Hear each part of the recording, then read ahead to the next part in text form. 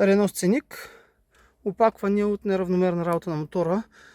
Изкарва ето тези съобщения. Изписваше също, сега не мога да го извадя, изписваше, че трябва да се прегледа горивната система.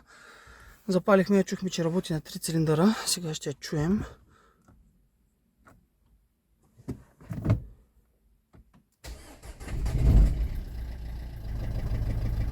Така определено дъвче много.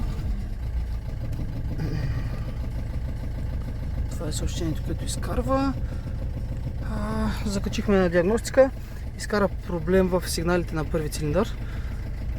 Така. Ето как работи. Така, като извадим буксата на първи цилиндър.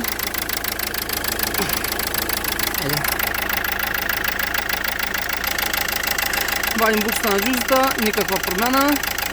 Това означава, че тази дюза в момента не работи. Можем да извадим някоя друга.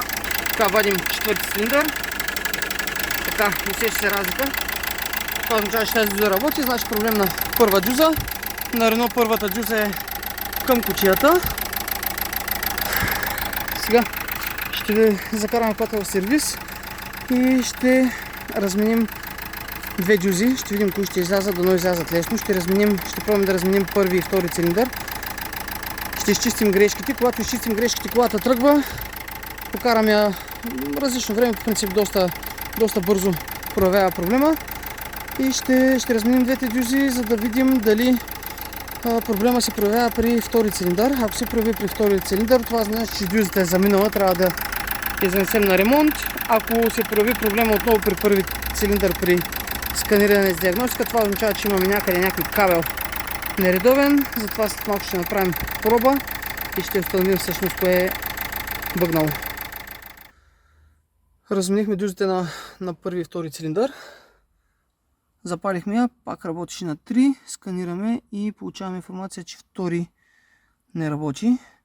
Следователно това означава, че дюзата, на която разменихме от първи цилиндър, я сложихме на втори цилиндър, е проблемната. Нямаме проблем по кабели инсталация, реално самата дюза не работи. Сега ще я запалим.